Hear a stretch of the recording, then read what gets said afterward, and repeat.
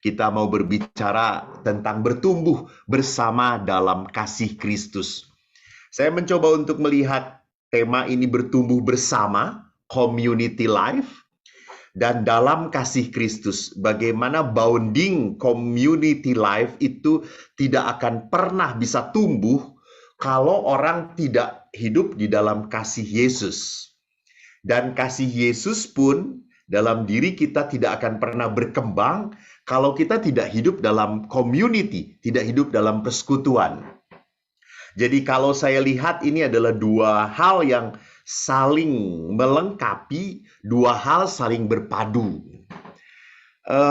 Waktu saya mencoba merenungkan cinta, kasih dalam persaudaraan, saya bukan orang yang hidup tanpa cinta. Saya tahu cinta itu seperti apa. Saya merasakan jatuh cinta. Saya merasakan hidup karena cinta.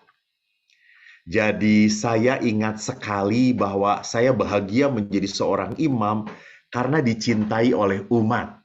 Apalagi ibu-ibu. Waduh, ibu-ibu itu baik sekali kepada para pasturnya. Tidak tahu bagaimana nasib Pastor Harry di Hong Kong, tapi nasib saya di Jakarta ini sangat penuh sukacita, Pastor Harry. Semoga Anda pun demikian. Kalau tidak demikian, ya ini mungkin ketukan untuk para umat di Hong Kong supaya bertobat, merawat pasturnya gitu ya. Jadi saya senang sekali dikelilingi oleh para umat yang selalu mendukung imamnya, yang selalu mengatakan, "Pastur, bertahan ya. Pastur, jangan sampai jatuh ya. Pastur, jangan sampai digoda ya." Gitu ya.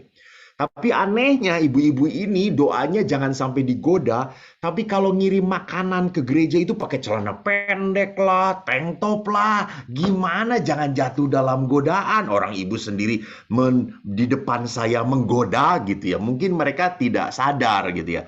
Ya saya tidak bersedih sih, saya juga bahagia kalau dihadapkan dengan hal seperti itu gitu. Namanya juga manusia normal gitu. Dan saya selalu berkata, Tuhan terima kasih saya toh hidup di dalam imamat adalah sebuah pilihan. Saya jadi ingat seorang imam saya tinggal dengan pastor yang tua sekali. Pastor tua itu yang walaupun dia sudah tidak bekerja di paroki, dia di biara, umat itu masih ngirim makanan pada dia. Dan saya tanya, apa sih resepnya pastor ini sampai dicintai umat? Rupanya pastor ini senang muji gitu ya, senang muji umat, dan umat itu senang sekali gitu ya. Ibu makanannya enak sekali, ibu cantik. Wah, umat itu senang kalau dipuji sama pasturnya gitu. Sampai seorang pastor itu pernah ngomong, oh, suatu saat ngomong kepada ibu-ibu, ibu-ibu makanan ayamnya tuh goreng ayamnya enak sekali.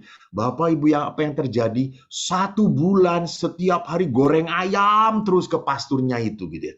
Sampai pasturnya berdoa, semoga tukang ayam mati semuanya gitu ya. Karena lama-lama dia bosen gitu makan ayam terus gitu ya. Saking senangnya umat itu mencintai, membahagiakan pasturnya. So, what the meaning with love gitu ya. Love itu artinya apa? Memberikan yang terbaik pada orang yang disayangi. Maka mari kita mencoba untuk menelusuri perjalanan cinta di dalam hidup komunitas, di dalam hidup bersama yang tidak mudah gitu. Saya akan mencoba mengajak saudara-saudari untuk melihat dalam apa yang terjadi dalam gereja Kristen perdana. Tentunya Anda tahu di dalam Kisah Para Rasul dituliskan oleh penginjil Lukas bagaimana hidup gereja Kristen perdana terjadi. Dikatakan, orang-orang yang menerima perkataannya itu memberi diri dibaptis. Dan pada hari itu jumlah mereka bertambah kira-kira 3.000 jiwa. Mereka bertekun dalam pengajaran rasul-rasul dan dalam persekutuan. Dan mereka selalu berkumpul untuk memecahkan roti dan berdoa. Maka ketakutanlah mereka semua, sedang rasul-rasul itu mengadakan banyak mujizat dan tanda. Dan semua orang yang telah menjadi percaya tetap bersatu, dan segala kepunyaan mereka adalah kepunyaan bersama. Dan selalu ada dari mereka yang menjual harta miliknya, lalu membagi-bagikannya kepada semua orang sesuai dengan keperluan masing-masing. Dengan bertekun dan dengan sehati, mereka berkumpul tiap-tiap hari dalam bait Allah. Mereka memecahkan roti di rumah masing-masing secara bergilir dan makan bersama-sama dengan gembira dan dengan tulus hati sambil memuji Allah. Dan mereka disukai semua orang. Tiap-tiap hari Tuhan menambah jumlah mereka dengan orang yang diselamatkan. Demikianlah sabda Tuhan. Syukur kepada Allah. Saya mencoba untuk melihat beberapa poin yang begitu penting yang diangkat dalam kisah para rasul ini. Pertama, kita harus lihat bahwa mereka bertekun dalam pengajaran para rasul. Jadi, rupanya persekutuan mereka bukanlah persekutuan yang tidak ada tujuan. Bukanlah persekutuan yang hahaha gitu ya. Bukan persekutuan yang tanpa visi misi gitu. Jadi, yuk kita kumpul, yuk cuma kumpul doang, tetapi kalau tidak ada suatu yang ingin dituju, yang mengembangkan kehidupan, pasti persekutuan atau komunitas itu pun mudah patah, mudah jatuh, dan mudah bubar. Jadi sebuah persekutuan harus dibangun dari jiwa dan roh yang sama. Dan tidak hanya itu, persekutuan tidak hanya dibangun dari jiwa dan roh yang sama, tetapi dari sebuah konsistensi, selalu berkumpul untuk memecah roti dan berdoa. Ini ingat kalau kita tahu bahwa Ekaristi tumbuhnya dari sejak zaman gereja perdana adalah mereka memecahkan roti. Mereka mengenang melakukan apa yang dikatakan oleh Yesus pada saat perjamuan terakhir. Jadi tidak hanya ada visi misinya, tidak hanya ada jiwa yang sama, tetapi rupanya mereka pun adalah sebuah komunitas persekutuan yang diwarnai oleh rutinitas. Oleh rutinitas bertemu, rutinitas merayakan iman. Dan rupanya faktor ketiga yang dilihat di sini pun yang menarik adalah apa? Mereka membagikan kepada semua orang dengan gembira dan tulus hati. Jadi komunitas, kalau tidak ada saling kepedulian, tidak ada saling berbela rasa, tidak ada saling empati, saling berbagi, maka komunitas tidak pernah menjadi tempat yang nyaman. Nanti bisa dilihat kalau berbicara dengan Paulus. Kalau kita berbicara, Paulus menulis suratnya kepada jemaat di Korintus, Paulus marah tentang hidup Ekaristi yang terjadi di jemaat Korintus. Nanti saya kutip juga gitu ya. Jadi bagi Paulus, Ekaristi akan hilang kalau tidak ada komunitas yang baik. Jadi Ekaristi itu sungguh bisa menjadi sebuah perayaan kudus, perayaan kehadiran Allah kalau komunitasnya baik. Kalau komunitasnya adalah komunitas kepedulian. Ini yang ditekankan oleh Paulus di dalam suratnya kepada jemaat di Korintus. Maka mari kita lihat realitas apa yang harus ada di dalam hidup persekutuan.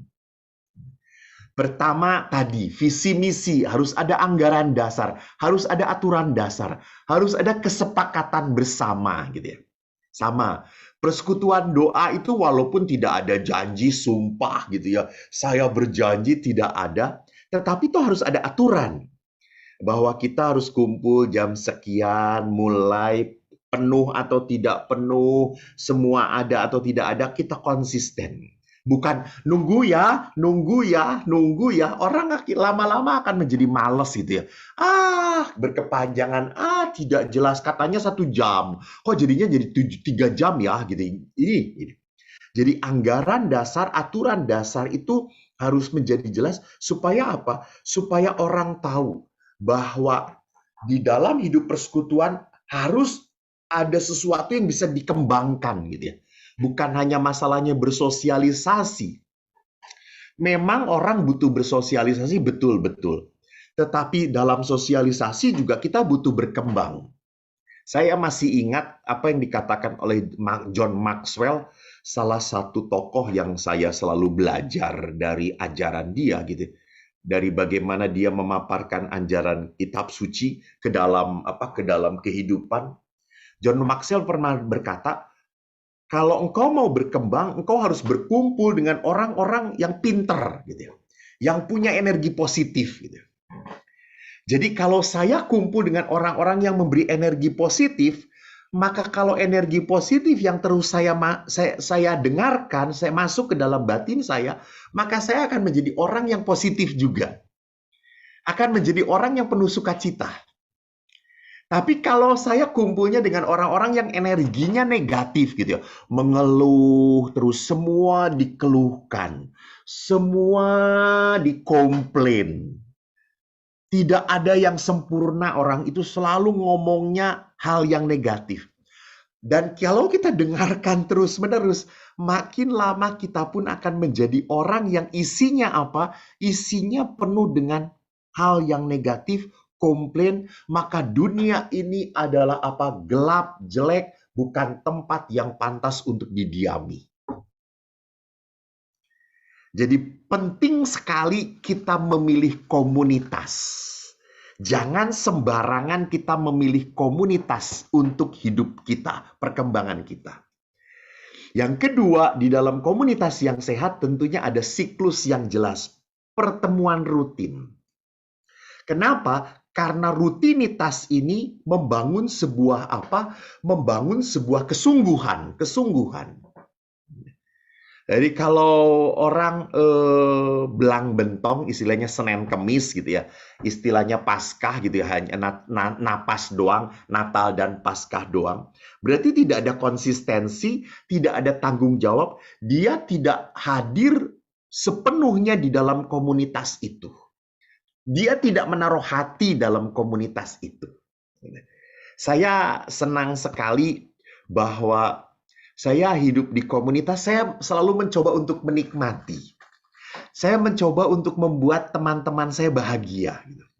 Semoga mereka bahagia, atau karena saya belum pernah tanya apakah teman saya bahagia atau tidak. Tapi saya membuat mereka senang. Minimal saya cari apa yang membuat mereka senang ya. Saya buatkan masakan dan mereka selalu memuji karena tidak ada pilihan lain gitu. Cuma makanan itu yang disediakan gitu. Dan wah enak ya. Cuma itu yang ada gitu ya. Akhirnya mereka. Tapi saya mencoba untuk membuat mereka senang. Ini membangun komunitas gitu. Saya sedih kalau pada saat makan bersama, doa bersama, ada satu imam yang tidak datang, ada satu imam yang males-malesan gitu. Tidak hidup get involved gitu ya, tidak get involved di dalam hidup community life, itu ada sesuatu. Jujur saja saya sebagai pribadi, sejak saya frater, kalau saya mendengar ada teman satu rumah saya mengundurkan diri, saya sedih. Kenapa saya sedih? Karena saya pikir jangan-jangan yang membuat dia tidak kerasan hidup di biara karena saya. Jadi saya tidak menuntut dia berubah gitu. Saya menuntutnya, saya harus merubah hidup saya. Bagaimana supaya orang itu nyaman tinggal dengan saya. Bagaimana membuat orang itu merasa damai dengan saya. Itu yang harus saya selalu perbaiki. Saya orang yang mungkin ya, bukan mungkin, saya sangat sadar, saya adalah anak dan menjadi besar dididik oleh kritikan demi kritikan. Kata-kata negatif demi kata-kata negatif yang saya dengar. Sehingga untuk memuji itu bagi saya berat sekali. Saya harus berdoa dulu rosario 30 kali supaya bisa memuji orang. Berat sekali. Tapi saya belajar. Saya menahan diri untuk tidak cepat-cepat mengkritik orang. Saya menahan diri untuk tidak cepat-cepat memberikan masukan yang negatif. Saya belajar sadar untuk memberikan hal yang positif. Kenapa? Karena saya ingin orang-orang yang hidup dengan saya ini nyaman.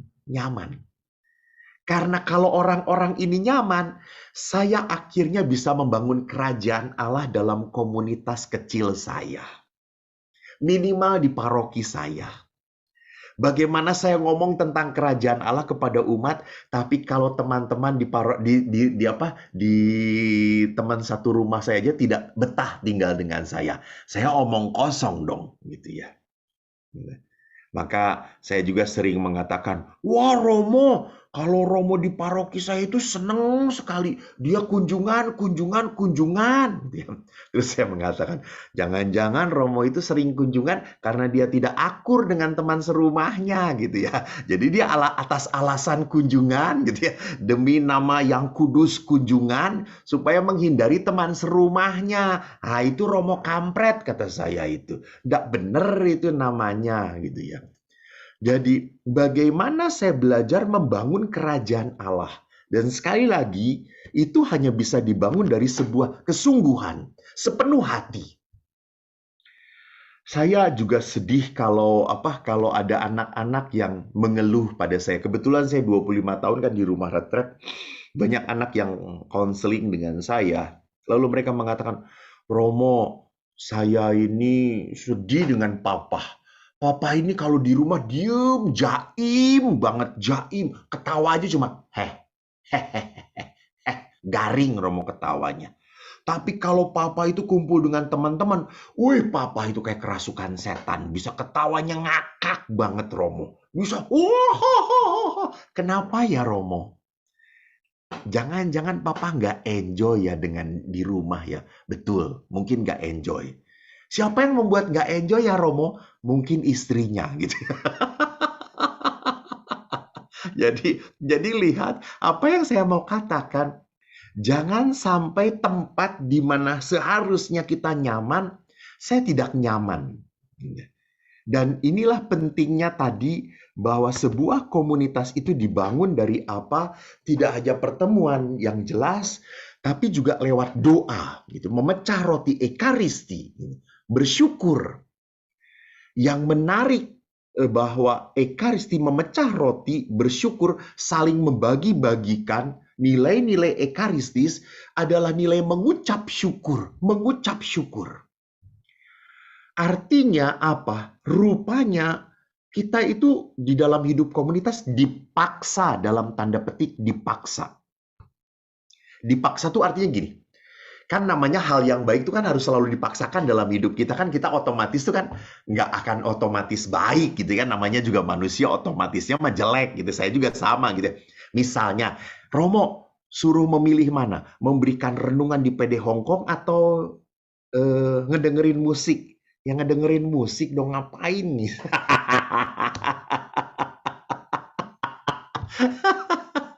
Ngapain malam-malam harus ngasih renungan ke PD Hongkong gitu ya, kalau boleh milih gitu ya. Tetapi lihat, kalau orang mau cari yang utama, yang baik, yang mulia, tentunya harus berkorban. Itu berarti apa? Untuk sesuatu yang baik selalu butuh pengorbanan. Maka ekaristi, mengucap syukur, itu seolah memaksakan kita untuk berani mensyukuri hal-hal yang baik dalam komunitas. Hal-hal yang baik dalam komunitas. Mohon maaf, berani mensyukuri hal-hal yang baik dalam komunitas bukan berarti komunitas Anda tidak ada hal yang negatifnya. Nggak mungkin. Komunitas Anda bukan malaikat. Komunitas pastoran ini pun bukan malaikat. Kami bukan orang kudus, tapi kami mau berjalan untuk mencapai kekudusan. Itu yang penting. Mencapai kekudusan. Bukan komunitas kudus gitu. Maka kalau kita mau mencapai kekudusan, kita harus memaksakan diri untuk bisa mensyukuri apa yang ada di dalam komunitas kita. Itu spiritualitas ekaristis yang hadir di dalam apa? Di dalam kebersamaan jemaat perdana. Dan itu poin 4 dikatakan membagi-bagikan sesuai dengan kebutuhan. Jadi lihatlah flow-nya itu indah banget. Saya melihatnya ini sebuah sebuah apa? Sebuah hal yang mengalir begitu saja gitu ya. Jadi kalau orang itu memberikan hatinya di dalam komunitas, bisa mensyukuri komunitas, maka apa yang dia miliki pun dengan tanpa berat hati diberikan aja, diberikan begitu saja. Kenapa? Karena bagi dia prioritasnya adalah apa? Komunitas, komunitas. Gitu. Maaf, komunitas yang saya katakan di sini jangan hanya semata-mata komunitas persekutuan doa, tetapi komunitas keluarga pun adalah sebuah prioritas gitu ya. Jadi kalau orang memprioritaskan komunitas hidup bersama di atas dirinya, maka apa yang dia miliki pun dengan mudah diberikan begitu saja.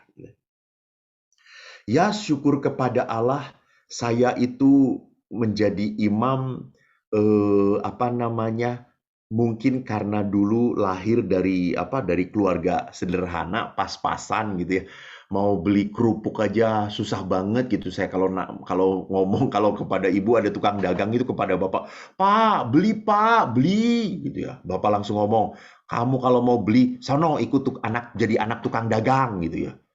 Jadi saya tuh tidak pernah kalau ada bakso, bakso Pak, bakso gitu. Bapak saya tuh ngomong, ayo beli bakso, beli bakso. Nggak pernah, saudara-saudara, nggak pernah. Itu kepahitan dalam hidup saya gitu. Jadi sekarang itu kalau saya pulang ke rumah ada tukang bakso, bakso, bakso, Pak, beli bakso, kita makan bakso. Gitu ya. Jadi bukan Bapak yang minta, gua tawarin gitu sekarang gitu ya. Sampai Bapak itu berkata, kamu sekarang kaya kok. Oh, pastor kok. Masa pastor miskin gitu. Kolektor aja banyak kok kata saya itu gitu ya. Jadi apa yang mau saya tidak mencuri uang kolektor gitu ya. Jadi apa yang saya mau katakan di sini bahwa pada saat kita hidup di dalam komunitas dan hidup bersama itu menjadi sesuatu yang utama, maka apa yang saya miliki pun begitu mudah diberikan. Saya teringat kan umat itu kan selalu ngasih batik lagi, batik, lalu kadang-kadang mereka memberi hadiah. Kadang-kadang saya belajar, ya saya ingat sekali teman saya Monsinyur Anton, mungkin Anda tahu Monsinyur Anton dari Bandung itu. Dia menggalakkan kepada imam-imamnya, tolong kalau akhir tahun buka itu lemari, keluarkan pakaian-pakaian yang masih baru itu, yang tidak dipakai, berikan, berikan. Saya belajar seperti itu gitu ya. Saya berpikir, nanti kalau tiba-tiba saya mati, saya takut malu gitu pada saat dibuka. Waduh, banyak banget baju-baju barunya gitu. Malu aku gitu ya.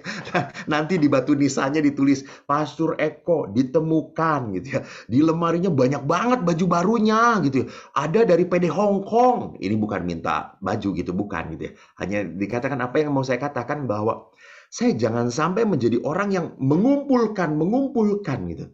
But finally I do not need it gitu ya. Jadi di sini ingat pada saat orang hidup di dalam komunitas, akhirnya mereka punya apa? Sesungguhnya mereka punya daya, punya keinginan untuk menyenangkan yang lain gitu. Lewat pemberian seperti apapun gitu. Ini ada catatan kode-kode, saya nggak perlu pakai kode gitu. Lalu lihat di sini, akhirnya apa? Komunitas semacam ini tidak akan pernah membuat orang enggan untuk masuk gitu. Komunitas semacam ini adalah komunitas yang memperlihatkan kehadiran Tuhan. Komunitas semacam ini adalah komunitas kerajaan Allah. Datanglah kerajaanmu di atas muka bumi. Gitu. Inilah kerajaan Allah. Nah, sekarang apa yang merusak komunitas hidup bersama? Saya hanya ambil 2 kutipan saja dari Kisah Para Rasul dan Korintus yang tadi saya mau katakan itu ya. Kisah Para Rasul, maaf ya saya tidak bacakan. Saya yakin banget persekutuan doa Hong Kong itu kata Ibu Lili Wong sering banget baca kitab suci katanya. Oh ya sudahlah kata saya. Syukur kepada Allah kalau sering banget baca kitab suci. Hanya jangan lupa Bapak Ibu yang terkasih. Bukan yang baca yang berbahagia. Berbahagialah yang melakukan firman Allah gitu ya. Jadi di dalam Kisah Para Rasul kita mengenal Ananias dan Safira istrinya gitu. Mereka menjual tanah lalu mereka tidak berikan seluruhnya kepada para rasul dan akhirnya apa? Mereka mati gitu. Kenapa sampai seperti itu gitu? bukan kesalahan mereka, bukan menjualnya gitu ya. Kesalahan mereka adalah setengah-setengah, setengah hati gitu ya. Maka komunitas akan menjadi berat banget kalau ada orang-orang yang tidak hadir sepenuh hati. Mereka tidak total masuk ke dalamnya. Jadi saya selalu melihat mengapa menjadi imam tidak bahagia. Mungkin jangan-jangan imam itu setengah hati menjadi masuk ke dalam hidup imamatnya. Mengapa saya menemukan rohaniwan-rohaniwati yang tidak sukacita gitu ya? Oh, saya yakin kalau suster-suster di Hong Kong tuh penuh sukacita gitu. Senyum terus gitu. Saya pernah ngomong kepada anak-anak SMA waktu itu, anak-anak SMA salah satu sekolah gitu, waktu ke perempuannya, siapa yang mau jadi suster gitu, mereka langsung, padahal itu sekolah susteran gitu, enggak, amit-amit jadi suster gitu. Kenapa emang gitu? Lihat susternya Romo, semuanya killer man gitu ya. Wajahnya tuh tidak ada wajah cinta kasih gitu ya. Jadi wajahnya tuh tidak ada wajah membawa kebahagiaan, membawa suka, bukan wajah yang mengundang orang untuk datang gitu ya. Beda dengan Romo Heri ini kan kelihatan dari wajahnya mengundang orang untuk dekat, untuk datang. Mau jadi pastor. Saya yakin banyak sekali dari PD Hong Kong ini ingin jadi pastor, tapi sayangnya Anda sudah menikah semua gitu. Jadi tidak bisa melakukan apa yang menjadi mimpi kalian gitu ya. Kecuali kalau istri sudah bosan gitu. Boleh nggak Romo, suami saya suruh jadi pastor? Dan Romo Heri berkata, tidak bisa, imamat tidak menerima barang bekas, gitu ya pastor gitu. Jadi lihat di sini kesetengahan hati yang membuat orang tidak suka cita. Sama, mengapa hidup di dalam perkawinan pun akhirnya sampai pada kekeringan, gitu ya. Ada orang yang mengatakan, Romo, saya itu kalau nyenggol istri saya udah nggak nyetrum lagi gitu ya. Beda dengan tadi yang baru menikah, Feb dan Shin ya, tadi yang baru menikah, senggol-senggolan terus gitu ya. Setrum mereka masih kuat gitu ya. Beda dengan oma opa, nyenggol sedikit, apaan sih nyenggol terus gitu. Lu error ya nyenggol terus gitu ya. Wah, Pak Kris juga nyenggol Ibu Sylvia bukan karena sayang gitu, karena ingin dilihat, gue nyenggol nih. Jadi perhatikan kenapa hidup perkawinan itu menjadi ada kekeringan, gitu, ada kebosanan. Karena kita lupa untuk merawat. Ingat, cinta, sayang, hidup bersama tidak akan otomatis pada saat kita makin lama kita makin sayang. Enggak, makin lama makin bosan. Coba aja Pak, pandang wajah istri Anda. Dia tidak seperti yang dulu lagi. Bengkak di sana sini, betul atau tidak gitu ya. Meleleh di sana sini gitu ya. Ini menggelambir, sana menggelambir, sini menggelambir lah. Mau datang ke Korea, mau ditarik di sininya supaya lebih seperti bayi gitu, supaya kenceng gitu ya. Tapi yang terjadi adalah makin jelek gitu, makin gak jelas wajahnya gitu. Jadi makin lama belum tidak menjamin cinta itu makin kuat, tidak. Kalau tidak kita usahakan. Jadi ingat, cinta itu love is effortful. Mencintai itu tidak pernah menjadi sesuatu yang otomatis, enggak. Effortful banget. Membutuhkan sebuah itikat, tidak hanya itikat baik. Saya ingat sekali, Bapak Ibu ingat, itikat baik itu tidak baik sebelum menjadi sebuah perbuatan baik. Jadi yang baik itu bukan itikat baik, kebaikan. Itikat baik itu tidak ada apa-apanya, nggak ada arti apapun gitu. Mami, nanti aku belikin ya. Itu belum sesuatu. Enggak, itu enggak. Itu mah cuma omongan doang gitu.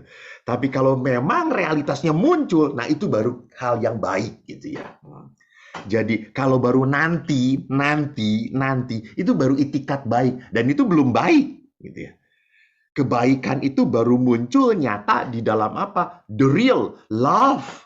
Itu harus bisa dirasakan, dialami, di-touching, dilihat. Gitu ya. Jadi love itu bukan sesuatu yang diam. No. Love itu aktif. Gitu ya. Love itu bergerak. Nah, kalau kita kembalikan kepada apa yang menghalangi para rasul lagi di dalam hidup bersama, tadi dikatakan oleh Paulus tentang perjamuan Ekaristi. Sebab pada perjamuan itu, ayat 21, tiap-tiap orang memakan dahulu makanannya sendiri. Sehingga yang seorang lapar, yang lain lagi mabok. Gitu ya. Ini yang tidak disukai oleh Paulus. Jadi Paulus akhirnya melihat bahwa di dalam komunitas bisa terjadi perpecahan kalau orang tidak peduli. Tidak punya rasa empati. Dan ingat ya, bagus banget saya pernah nonton sebuah film, dan saya waktu itu Inggris saya masih belum bagus, sampai sekarang juga masih jelek. Ada kalimat to put yourself on other shoe gitu. Ini apa ya gitu? Apakah gue nyobain sepatu orang lain gitu ya gitu. Lalu setelah saya baca di idiom, oh itu tuh artinya empati ya. To put yourself on other shoe. Ih bagus banget kata saya. Bagaimana saya bisa nyobain sepatu dia? Bagaimana saya bisa menempatkan perasaan saya sebagai diri dia gitu ya. Jadi lihat di sini, sebuah komunitas itu hanya bisa berjalan sungguh kalau kalau mau menempatkan diri saya di perasaan orang lain gitu. Jadi di sini akhirnya disebutnya sebagai empati gitu ya. Ingat kebersamaan zaman ini seperti apa, inilah yang terjadi gitu ya. Dan ini menjadi keprihatinan Bapa Suci sejak Yohanes Paulus. Maka di dalam Evangelii Gaudium nomor 2 dikatakan, bila mana kehidupan batin kita terkurung dalam kepentingan diri sendiri dan hanya memperhatikan diri sendiri, maka tidak ada lagi ruang untuk orang lain. Tidak ada tempat untuk orang miskin. Jadi kalau saya itu hanya memikirkan diri saya sendiri, apa ya yang membuat saya senang ya? Mau kemana ya saya setelah liburan ini ya? Kalau pandemi ini selesai, saya mau jalan-jalan kemana ya? Gitu ya. Kalau saya hanya merencanakan untuk diri saya sendiri, maka saya tidak pernah punya waktu untuk memikirkan orang lain. Ada sebuah buku yang menarik tentang hidup rohani.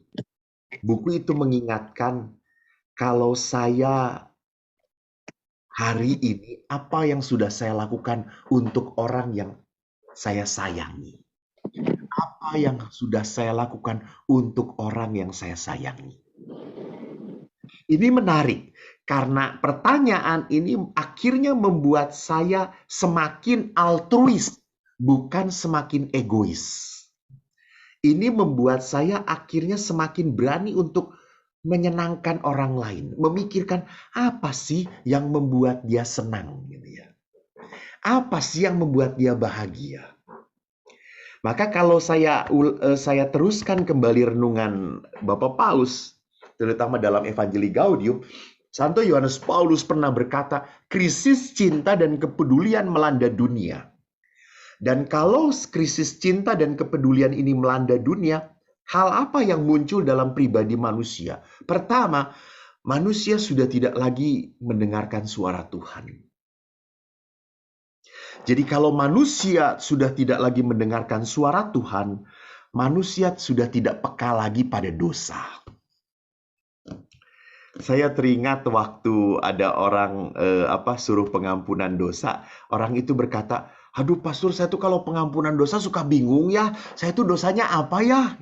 Kurang ajar kata saya itu. Jadi ada orang yang mengatakan, emangnya dosa gitu berbohong? Emangnya dosa gitu kalau cheat-cheat sedikit gitu ya, cheating-cheating sedikit gitu ya. Gitu. Jadi lihat di sini orang sudah tidak punya kepekaan lagi terhadap rasa dosa, rasa salah. Kenapa? Karena mungkin orang lain melakukan kayak gitu. Kan yang lain juga kayak gitu ya. Jadi kalau yang lain kayak gitu tuh seolah-olah normal gitu ya, normal gitu. Akhirnya dosa itu bukan ukurannya moralitas lagi gitu ya. Dosa itu akhirnya ukurannya komunal gitu ya. Kalau orang lain kayak gitu, ya nggak dosa dong gitu ya. Ya nggak dosa dong gitu ya. Contohnya, sekarang kan banyak orang-orang Katolik juga yang sudah tidak merasa salah kalau bayi tabung gitu ya. Bayi tabung itu kan boleh-boleh saja kan bisa toh. Yang lain juga bayi tabung. Halo. Gereja belum menerima itu sebagai sesuatu yang normal loh. Itu belum tidak dianjurkan di dalam gereja gitu ya. Gitu. Itu bukan hal yang benar untuk mendapatkan keturunan dengan cara seperti itu gitu ya. Tapi kan ini boleh. Ya, tapi kan ini bisa. Ya, yang bisa dan boleh belum tentu berkenan kepada hukum Tuhan. Gitu ya. Jadi ingat di dalam hidup kita sebagai seorang pengikut Kristus, kita hidup tidak diatur oleh hukum umum saja, tetapi juga oleh hukum ilahi gitu ya. Dan di dalam gereja Katolik, hukum ilahi itu adalah yang natura, alamiah gitu. Maka di sini pentingnya kita melihat tadi, apakah suara Allah masih kita perhitungkan atau tidak. Dan yang kedua, sukacita kasih Tuhan tidak lagi dirasakan. Jadi banyak orang-orang sekarang itu mencari kebahagiaan, kedamaian, sukacita dalam materi gitu ya. Dan dalam experience ini. Wah, saya bisa jumping loh dari tempat tinggi bagi jumping gitu. Wah, saya bisa nyelam loh. Wah, saya sudah ke pantai mana itu? Raja Ampat loh gitu. Saya sudah ke Labuan Bajo loh, lihat-lihat sana. Saya sudah memberi makan tiger, saya sudah memberi makan itu. Ya. Jadi orang itu excitement-nya dari pengalaman-pengalaman. Orang jarang sekali akhirnya menemukan excitement, kedamaian di dalam Tuhan. Oh, itu kampungnya Pastor Heri, Labuan Bajo. Jadi kalau mau digigit komodo, digigit Pastor Heri aja, nanti rasainnya bagaimana rasanya gitu ya. Jadi perhatikan di sini, kita seringkali lupa bahwa kedamaian itu bukan masalah things gitu ya. Bukan masalah eksperimen. Oke, bisa juga sih, bisa gitu. Orang melihat alam gitu ya. Kan kalau ke Labuan Bajo tuh kalau ke Pulau Padar gitu ya, melihat dari depan, wow, bisa keren banget. And I say to God, wow, thanks God, it's great. Your creation is great. Oke, gitu ya. Tetapi lihat bahwa sukacita yang mendalam adalah akhirnya ditemukan di dalam apa? Kedalaman. Kedalaman. Saya ingat sekali seorang motivator pernah berkata, guru yang baik, experience is a good teacher. Betul atau tidak? Experience is a good teacher. Betul, Romo Heri? Betul. Tapi itu sebetulnya salah. Not every experience is a good teacher. Hanya the reflected experience is a good teacher. Hanya pengalaman yang direnungkan adalah guru yang terbaik. Karena seringkali pengalaman-pengalaman itu cuma lewat dalam hidup kita. Kita tidak pernah nangkep makna dari pengalaman itu. Dan kita tidak pernah belajar apapun. Jadi orang masuk ke dalam sukacita kasih Allah itu memang butuh sekali hari-hari tertentu untuk tenang, diam. Saya berhadapan dengan Sang Ilahi. Saya berhadapan dengan Bapa. Maka tidak aneh kenapa sejak zaman Santo Yohanes Paulus, Paus Benediktus, juga sekarang Paus Fransiskus menganjurkan orang untuk adorasi. Adorasi. Karena dalam adorasi, orang akhirnya masuk ke dalam esensi yang terpenting dalam kehidupan manusia. kita menatap Tuhan dalam sakramen Maha Kudus yang mencintai kita. Dan Tuhan pun menatap kita dengan penuh cinta. That is the most important thing. Sukacita dalam Allah. Dan yang ketiga, maka kalau orang tidak pernah bisa mengalami cinta Allah sebagai sesuatu reflected experience gitu ya, eksperimen pengalaman yang direfleksikan, maka orang akhirnya tidak merasa tidak butuh apa untuk berbuat baik lagi gitu. Karena orang tidak merasa gini-gini aja gitu ya. Ingat ya, modernisme ini akhirnya berkata seperti ini. Hidup gue terserah gue. Selama saya tidak mengganggu orang lain dan selama saya baik pada orang lain, I think it's better. Ini adalah cara saya untuk apa? Untuk hidup sebagai orang yang baik. Jadi banyak sekali orang sekarang tidak I do not need God anymore gitu. Karena merasa bahwa hidup saya milik saya gitu. Saya berhasil kalau saya berusaha keras, titik itu doang gitu ya. Maka pengorbanan, nilai kasih yang tulus, nilai kedamaian, nilai pengampunan, itu kan hanya mungkin terjadi kalau orang hidup di dalam Tuhan. Maka bagaimana sekarang tadi tema kedua, hidup di dalam Kristus itu seperti apa gitu ya. Saya tertarik untuk belajar dari pengalamannya Zakheus. Saya tidak akan bacakan lagi kan PD Hongkong kan rajin membaca kitab suci, pasti tahu toh gitu ya, pasti tahu ceritanya bagaimana gitu.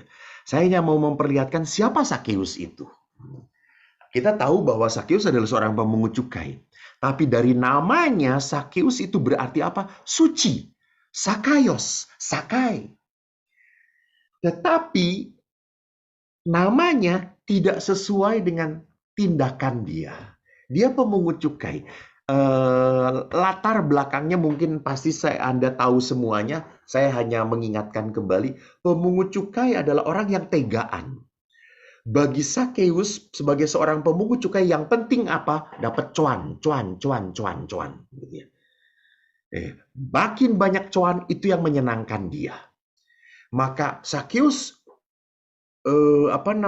visi misinya adalah apa? Mengumpulkan. Tapi pada saat dia bertemu dengan Yesus, apa yang terjadi? Yesus hanya mengatakan, Zakheus, turun. Hari ini aku akan menumpang di rumahmu. Apa yang terjadi? Zakheus langsung ngomong, Tuhan, setengah dari hartaku akan kuberikan kepada orang miskin. Dan sekiranya ada orang yang kuperas, akan kukembalikan 4 kali lipat. Gila itu, edan. Saya melihat, wow gitu ya. Ini adalah perjumpaan otentik manusia dengan pengalaman kasih Tuhan. Jadi kalau orang itu bertemu dengan pengalaman cinta Tuhan, maka apapun yang paling berharga dalam hidup dia akan dia berikan, akan dia relakan. Menjadi tidak penting lagi apa yang selama ini dia kumpulkan, dia kasihkan. Itu. Dan akhirnya pada saat ia hidup dan bertemu dengan Allah, akhirnya apa? Dia menjadi orang yang menyatu. Dia menjadi orang yang utuh, antara identitas dan realitasnya menyatu. Pada saat ia sebagai seorang pemungut cukai, identitas dan realitasnya bertubrukan, berjalan masing-masing. Tetapi pada saat ia bertemu dengan Yesus, dan Yesus berkata, aku akan diam di rumahmu, Zakheus langsung merubah pola hidupnya. Jadi perhatikan di sini, perubahan ini terjadi karena apa? Karena sebuah perjumpaan dengan cinta Allah. Nah, sekarang kalau kita kembali kepada komunitas gitu. tadi. Jadi kita harus sadar bahwa perjumpaan dengan Kristus, Ibu Lili Wong, saya berapa menit lagi ya? Saya kalau udah ngomong suka kerasukan setan ini. Silahkan mau. Belum pada ngantuk mau. Nanti tolong ingatkan ya kalau saya 5 menit lagi saya beritahu. Sip. Oke, Ibu. Jadi perhatikan tadi saya mengatakan bahwa perjumpaan dengan Kristus itu harus otentik. Jadi otentisitasnya adalah apa? Otentisitasnya seperti apa yang dikatakan dalam perumpamaan Yesus, seperti menemukan mutiara gitu ya. Barang yang paling berharga. Jadi pada saat sesuatu itu berharga, apapun yang ada padanya ia berani lepaskan. Saya tertarik sekali dengan seorang pastor yang sekarang usianya di ordo kami. Ini adalah pastor yang paling senior. Beliau sekarang usianya mencapai 95 tahun. Beliau masih sehat, tapi walaupun kita tidak bisa berkomunikasi lagi dengan beliau, gitu ya. Tidak bisa bicara lagi dengan beliau. Yang menarik pada saat beliau masih segar, gitu ya, itu sangat sederhana sekali, gitu ya. Di kamarnya itu saya hanya melihat buku saja, buku aja. Dan buku pun tidak banyak. Kalau dia sudah punya buku, dia sudah baca, dia masukin ke perpustakaan biara. Dia selesai aja. Dan selalu kita tahu bahwa ini bukunya dia dari apa? Dia selalu kasih stabilo, kasihin gitu. Lalu pada saat dia ada yang memberikan, saya ingat sekali suatu hari itu dia ada yang memberikan anduk, ada yang anduk baru gitu, handuk baru. Lalu dia panggil karyawan, kamu punya handuk kamu nggak? Kamu punya panduk? Punya pastor, tapi bekas. Sudah, saya tuker gitu. Kamu pakai yang baru, saya pakai punya bekas kamu ya, gitu ya. Segitunya gitu, edan kata saya itu. Dan dia pun kalau mendapatkan uang saku, itu selalu kalau ada karyawan yang butuh apa, selalu cari pada dia, dan dia kasih. Dan kalau ada orang yang mau memberi lagi, pastor saya mau beri, bayar ya pastor. Sudah, kamu masih butuh, pakai aja, tidak perlu bayar-bayar, pakai saja gitu ya. Jadi saya tidak mau mengatakan bahwa lalu bagaimana kami ini yang berkeluarga gitu ya. Kami kan masih butuh membesarkan anak-anak, kami masih butuh biaya ini, biaya itu. Betul, benar sekali. Hanya yang menarik bagi saya adalah spiritualitas apa? Spiritualitas untuk berani melepaskan. Berani melepaskan. Bahwa di dalam kehidupan makin lama, kita harus belajar untuk to letting go.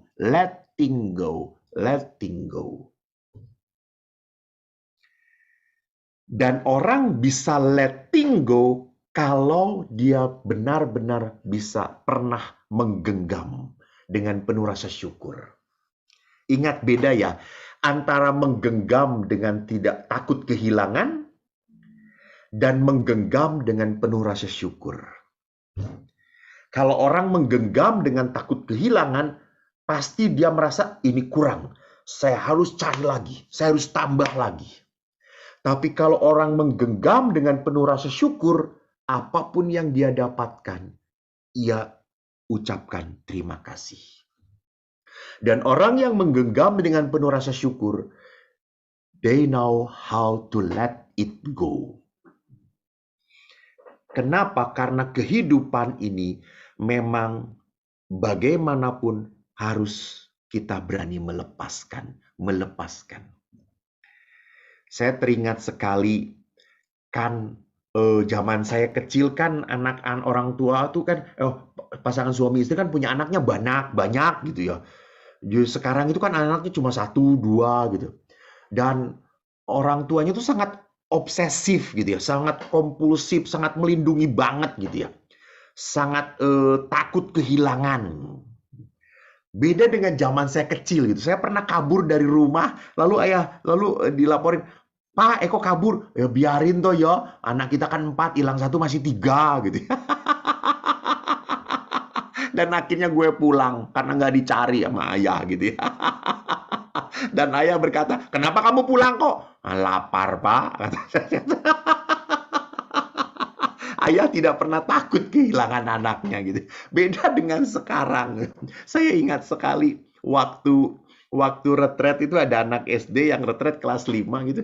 Terus orang tuanya tuh datang ke rumah retret karena dia kan 3 hari 2 malam harus tidur di rumah retret. Orang tuanya tuh belum pernah anaknya tuh tidur tidur tidak bersama dia gitu. Lalu retret.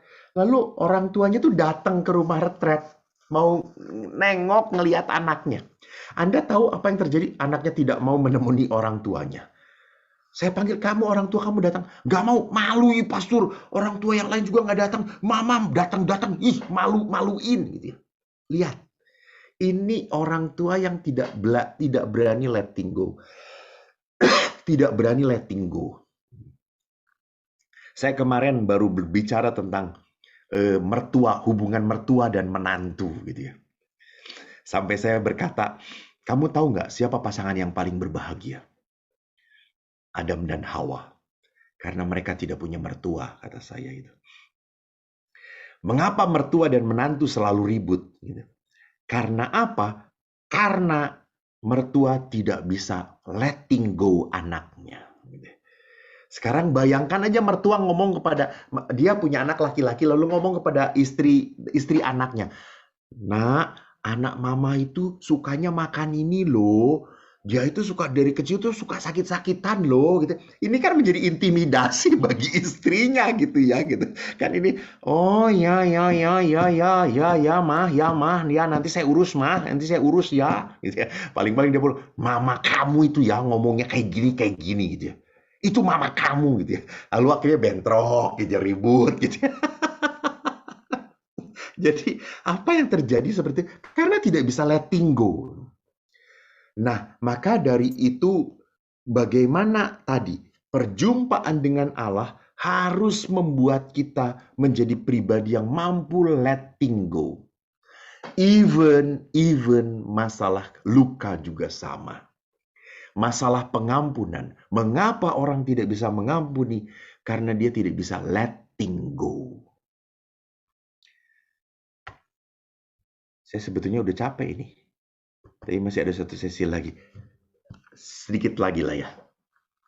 Maka apa yang harus dibuat dalam hidup berkomunitas?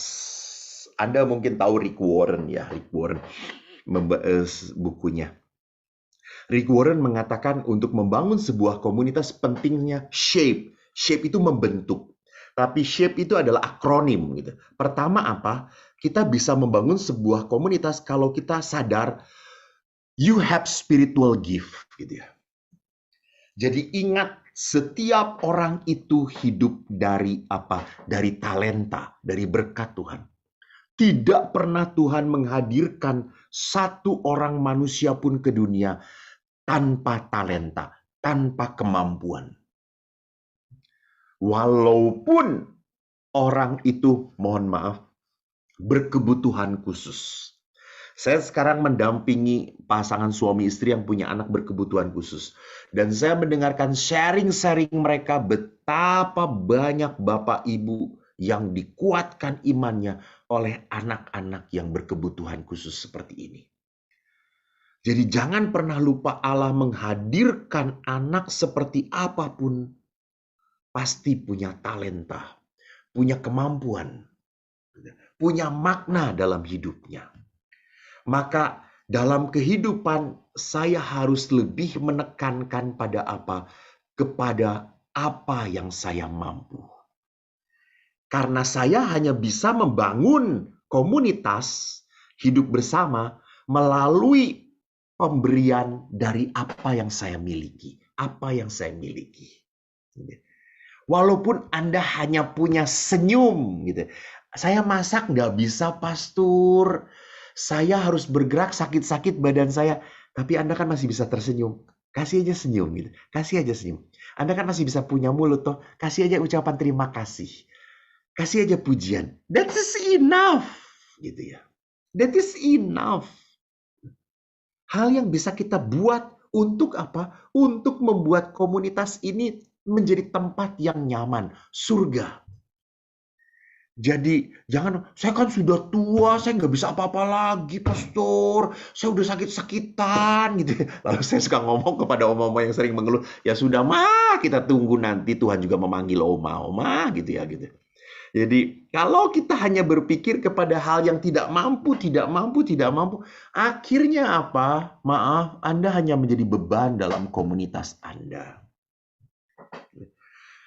Jadi kita harus belajar untuk melihat apa? Untuk melihat hal-hal yang diberikan oleh Tuhan dalam hidup kita.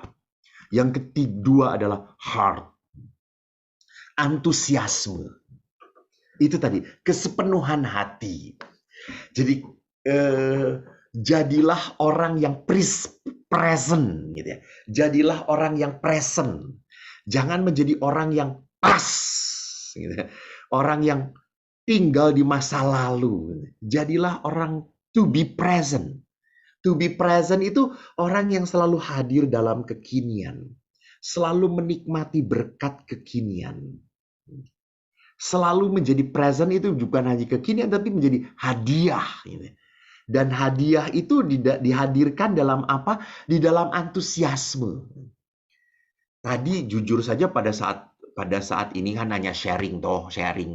Pada saat Rosario, mohon maaf tadi saya matikan kameranya karena saya menguap berkali-kali gitu ya. Saya malu tuh, masa pastor Rosario kok menguap gitu. Saya lihat Romo Heri juga, sama-sama menguap karena kameranya tidak ada gitu, videonya tidak ada gitu. Saya jadi nggak sendirian gitu menguapnya. Kita menguap berjemaah gitu ya. Tapi pada saat saya setelah memberikan renungan, saya tidak menguap lagi. Saya melihat Bapak Ibu beberapa yang menguap gitu. Oh ya, berarti saya ada antusiasmenya gitu ya. Jadi lihat antusiasme itu adalah apa? Kesepenuhan hati. Jadi kalau saya mau, ya mau gitu. Saya ingat sekali ayah saya suka marah gitu.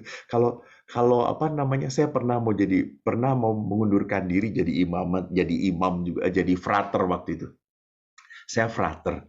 Saya ngomong kepada Bapak, "Pak, aku udah nggak mau jadi frater lagi," gitu ya. Terus ayah mengatakan, "Loh, yang mau jadi pastor itu kan kamu toh, bukan ayah. Bukan ayah yang nyuruh toh, bukan ibu kamu yang nyuruh gitu. Ya terserah kamu," gitu ya. Kalau kamu mau sedang jatuh cinta atau sedang masalah, jangan langsung mengundurkan diri, beresin dulu gitu ya. Jadi, apa yang saya mau katakan, ayah mengatakan, kalau kamu sebelum memilih, kau punya pilihan. Tetapi setelah kamu memilih, kau tidak punya pilihan selain apa? Selain bertahan dengan komitmen kamu. Dan kalau kita bertahan dengan komitmen kamu, komitmen ini bisa saya jalani dengan sepenuh hati, menjadi berkat bagi saya, menjadi sukacita bagi saya, kalau ada kesepenuhan hati tadi.